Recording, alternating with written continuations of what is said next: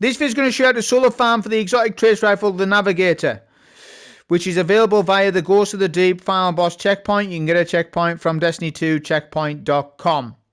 This final video is going to round out my Dungeon Exotic series, covering every farmable Dungeon Exotic in the game, and this is the final one.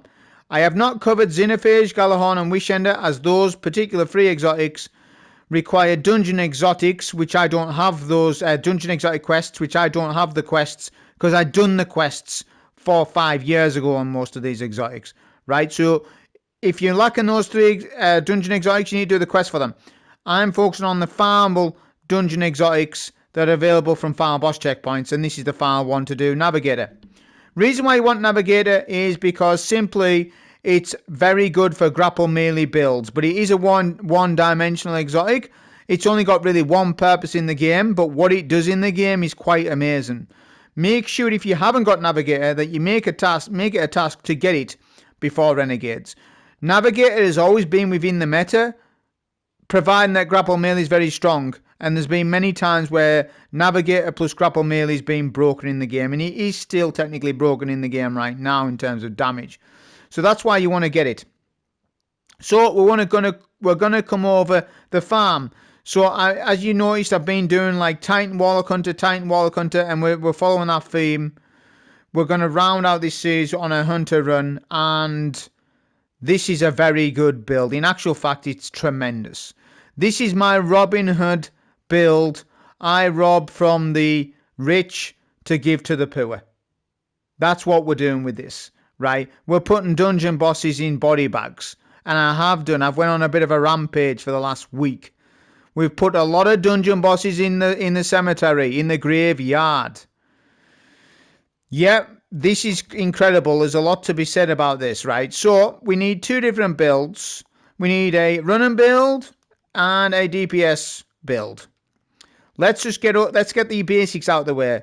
Aspects and fragments, silk strike, marksman's dodge, grapple melee, threaded spectre, ensnare and slam. Fragments are thread of generation, wisdom, mind, warding and continuity. Pairing that with the exotic boots, speed loader slacks for a tremendous amount of class ability regen on slam, or when you dive, bombing with strand hunter. So I'm sure you're aware of it by now. Here are some armor mods just to quickly go over it. Double arc resist concussive is highly recommended for this. Pop on some scavengers because, well, it's kind of a long dungeon, although we'll talk about the length of it. It's not too bad nowadays. Healthy finisher needs to go on so that you sustain armor charges. We've got some loaders on. We've got a devilish harmonic PvP target mod on because I want to flex a little bit. Heavy ammo finder's nice.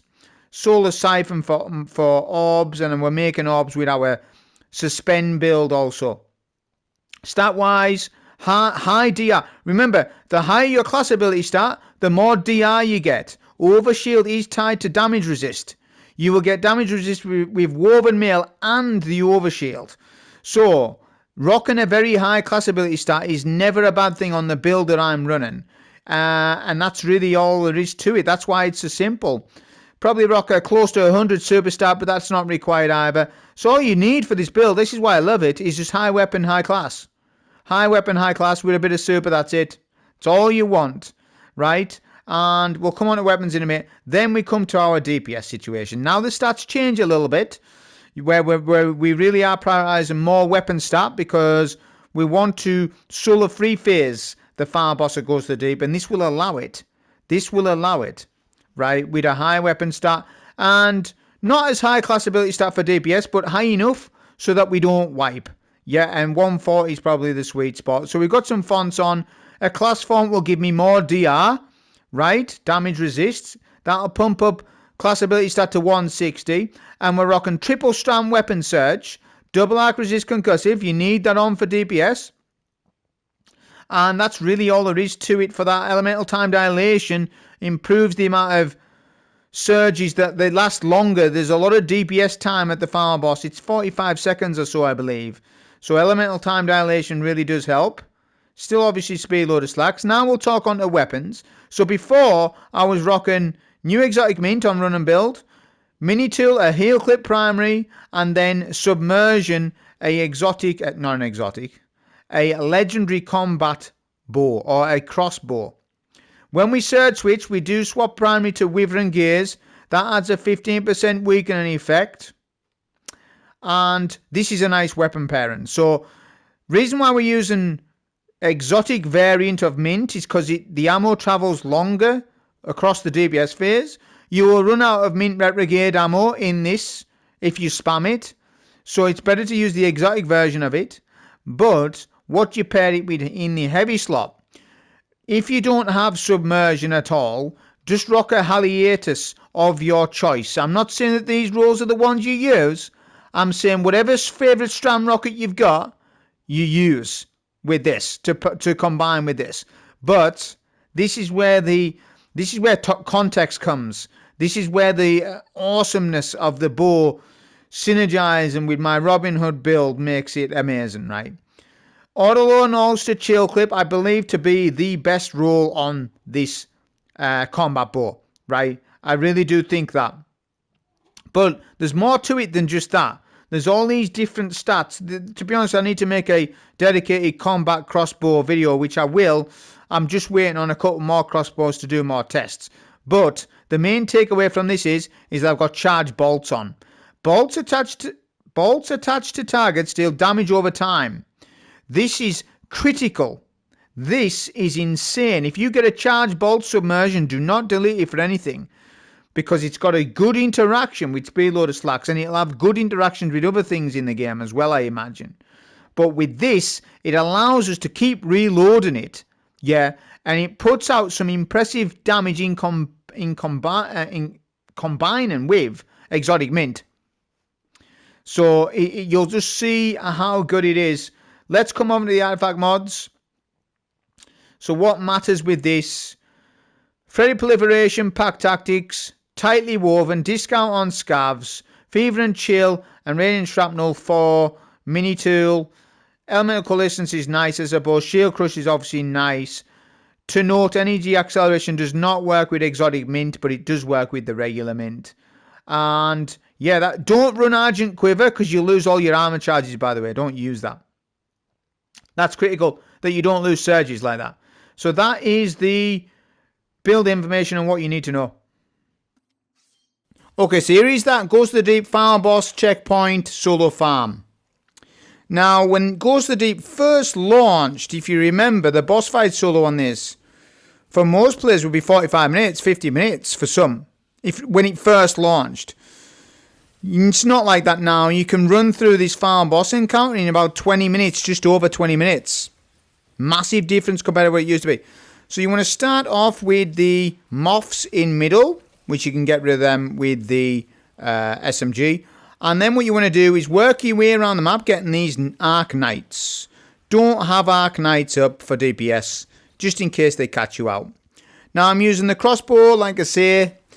You know, serve this as a bit of a motivation for you to get it if you haven't, because the crossbow is insane, right? It's an incredible weapon.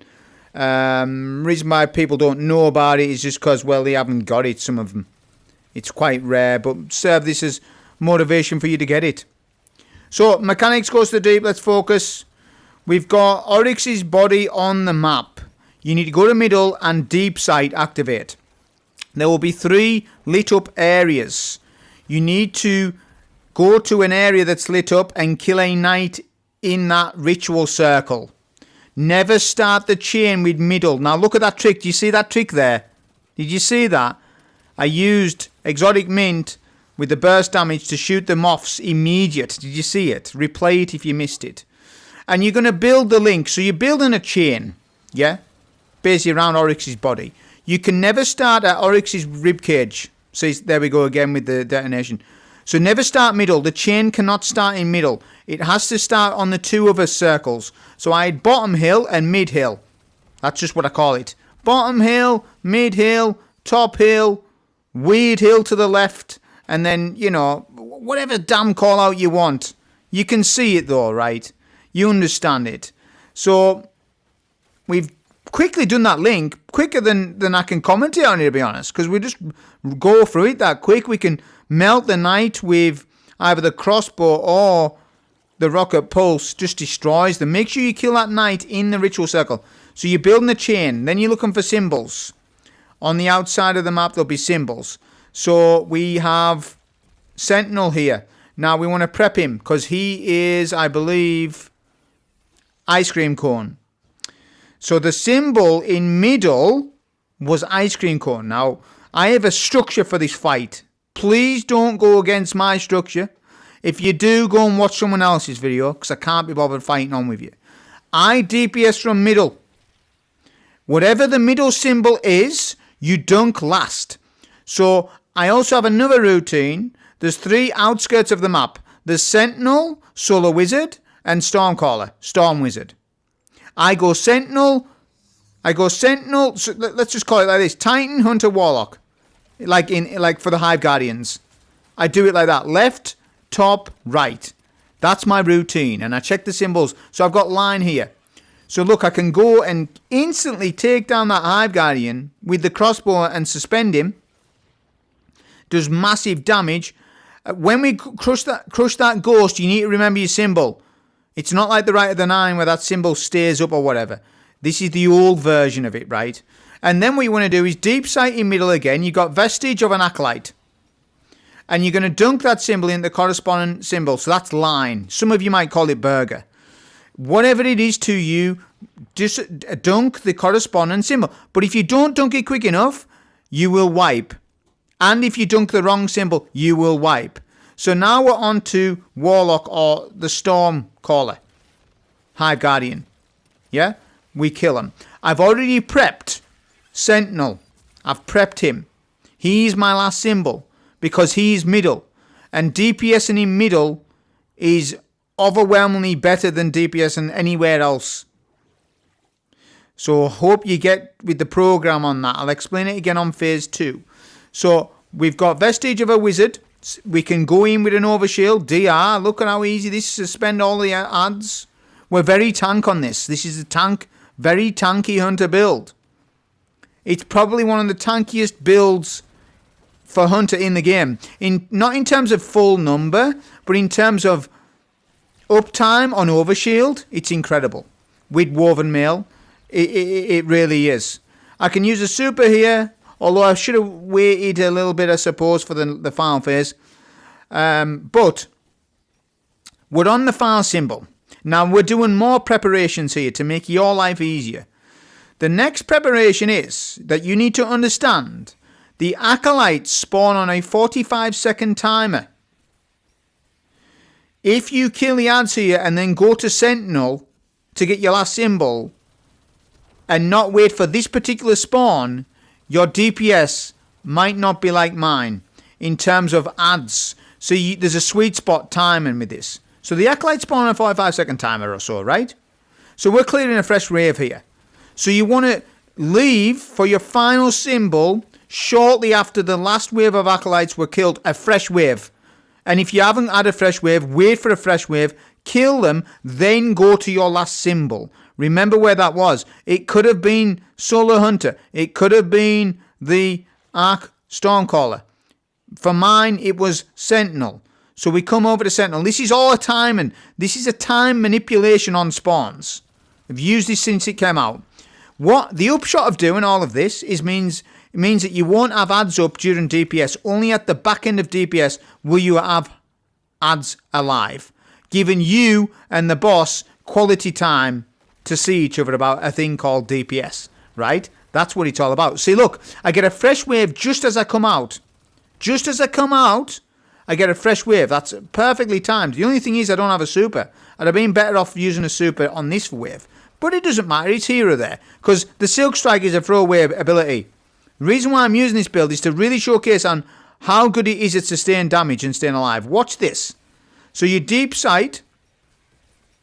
We're going to surge swap here. Right? We're going to get a DR shield first. I'm going to Wither and Gaze the boss.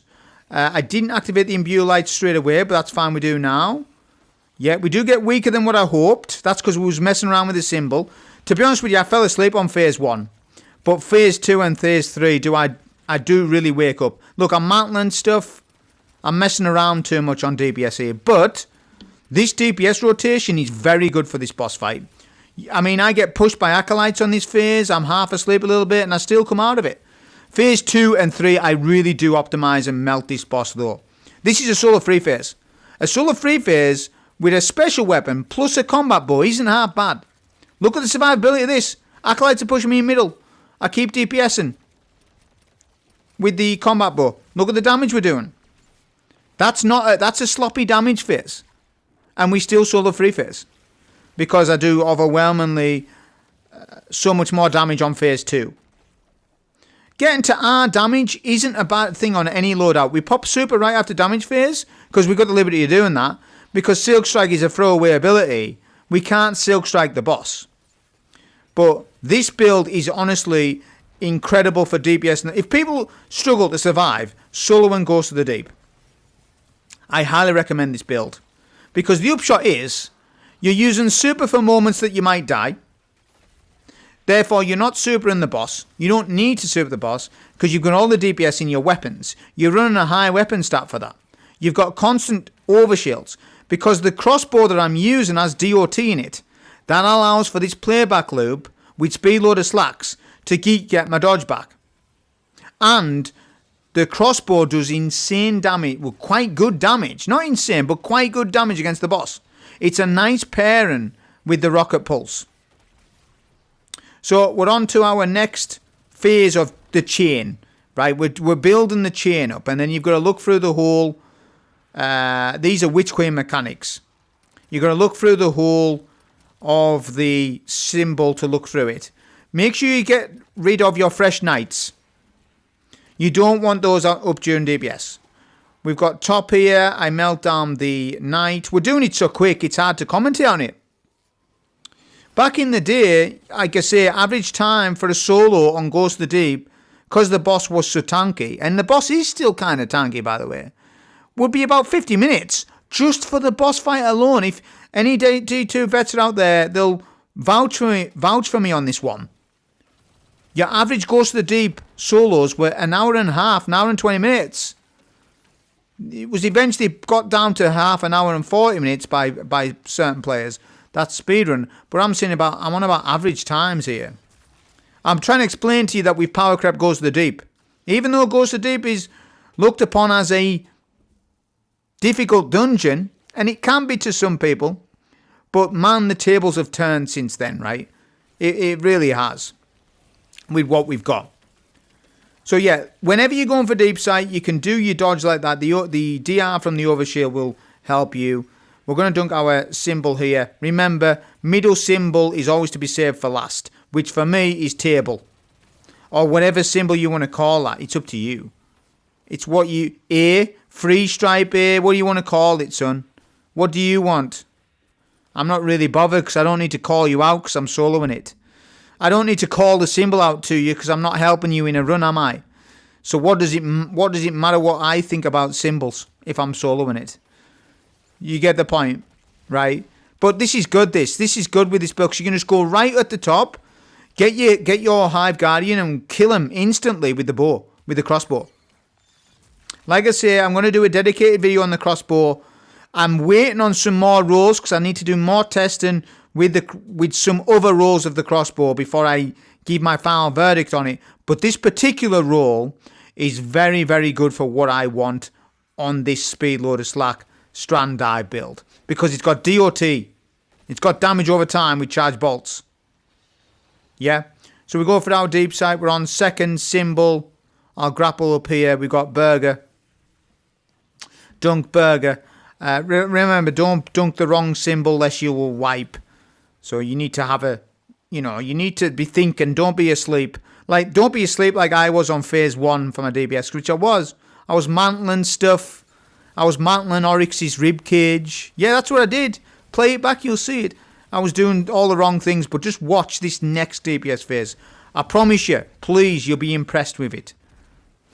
Okay, we melt down the wizard too quick. I'm too ahead of myself. Obviously, you can recover your ammo with the crossbow as well, which is incredible. It's a combatant weapon, the crossbow. And this weapon adds nice damage to you know, special weapons that do tremendous amount of damage like Exotic Mint. It's a nice additive because it's all low and holster. But obviously we can reload it with this build as well. Okay, so now we need to do my prep. I let the wizard respawn, by the way, because I wasn't ready. We wasn't ready for DPS. Because as I said, the 45-second rule with the Acolytes. I've followed this rule now for, well, since it came out, 3 years or however long this dungeon's been out. I've followed that 45-second rule because it gives you and the boss time to DPS. It means you won't be flinched out of damage. It's not a case of, well, will you survive the ads? That's not it. If Acolytes are flinching you out of damage, which is a problem on console, way more than PC, by the way. But if you are getting flinched out of damage, the trick that I'm showing you right now here will solve that. You're trying to use Sleeper on the boss. You're trying to use some linear fusions on the boss. And you can't crit the boss because the boss is wandering the streets. And Acolytes are coming over to see you. And you're getting annoyed. Well, all of that can be alleviated. This is more console particular. That's why sometimes solar floors and dungeons that are hectic are harder on console than they are on PC because of aim assist issues and because of flinch. Flinch is horrendous on console and has been for a long time. Not the same as what it is playing controller on Steam. It's not. I get a lot of people that talk to me and I can know by the way that you're talking that you're playing on a controller on Steam, which is completely different to just playing on PS5 or Xbox, or if you're playing on mouse and keyboard. I'm saying that there's flinch issues in high and dense activities when you're trying to crit a boss. Would you not agree with that? You should do, because I know what I'm talking about, lest I wouldn't make a video about it. We've prepped the final wizard. I've done the DPS trick. I'm a magician. Watch. Just watch. Room's clear. Look at this. It's X-Files. Yeah? Where's the Acolytes? Where are they going to go? Are they going to pop up? And by the way, don't time this wrong lest your vestige of light will run out and you'll wipe. You've got to have that timing behind you with it. Look, there we go. There you go. There they are. The miraculous Acolytes. So now we've got time to get rid of them. We can use a disposable super. We can use a disposable Silk Strike, making it easier for players. So you can just super all these Acolytes and keep dodging, keep making clones, keep getting overshields. You can reveal while you've got a DI. You can go in your menu. You can have a cup of tea. You can have a sandwich. Look at how good it is, right? Then we wither and gaze the boss. Then imbue with light. Then crossbow. Then all rocket pulse. Look, we instantly take that shield down. That's very good, that. Yeah, I know Arbalest is good for this fight, but so is this loadout. So look, this is optimal damage. Watch this. So we're going to keep going with the crossbow. Crossbow's hitting stupid hard on this. It's hitting really well. It's nice additive damage, and it keeps giving me my dodge back because it's DOT charge bolts. Look at that. So we're doing more special ammo. Special surge is about to run out. I need to spend more special ammo before the damage phase is ending. Was doing very well. Keep oscillating between the heavy and the special. Look at this damage. There you go, Robin Hood loyalists. Look at the damage. That is very, very good damage against this boss. That's not nothing. That's something. Now, I'm going to speed up the footage from here because I've explained the mechanics, right? And we've just explained it all, haven't we? You know, so to reiterate, you've got to build a chain in middle. Kill your knights while you're standing in the hive ritual. You can never start with Oryx's ribcage. It has to be another body part of his. And that's how you do it. And you use the Witch Queen mechanic of looking through a hole to get a symbol like so. And you're building the chain. It's just 3 symbols. Then you get 3 symbols. Those 3 symbols correspond to Hive Guardians, whether it be Sentinel, the Solo Hunter one, or the Stormcaller. And that's what you do. You can use disposable supers, keep shackling, keep using your heal clip primary. Get rid of your free fresh knights, because they will bother you during DPS if you don't. Get rid of them. If you've got the crossbow, you can use it and pick up the ammo again. And it one-shots all of those. Nearly one-shots a Hive Guardian. Nearly one-shots a Hive Guardian, which is crazy. It's crazy compared to how we used to struggle with Hive Guardians. By the way, do respect Sentinel. Sentinel is the most dangerous Guardian out of the 3. You might like to disagree with that, but I don't think so. He can push you off the map. Sentinel can push you off the map. He's the most dangerous. The Solo Hunter is a little dangerous, but only a little bit. The Stormcaller is easily the weakest of the three. But yes, Sentinel, you've got to be careful with him. Don't respect him. He can still, even if he can't kill you in one shot now, he can still knock you off the map. I've seen clips of it in the past. I've been pushed off by him years ago. And tell you what, when that happened, I never let him push me off the map again, because I give him respect. So, yep, you know what? You're a good little Hive Guardian. I'll make sure to optimize you every time I come to you. That's the Sentinel. Give Sentinel respect. That's my word of advice for you in this encounter. That's probably the biggest piece of advice you can take away. But you can see how easy this is, right? It's not difficult at all. And this was known as one of the harder dungeons to solo. Let alone solo flawless. So you can see we're just mowing through it because Heel Clip's incredibly powerful in the game. Yeah? And I'm running a very powerful build, bear in mind, as well. So we are making it look maybe easier than what it is. Because the build's doing tremendous. I'm having a lot of fun, don't you understand?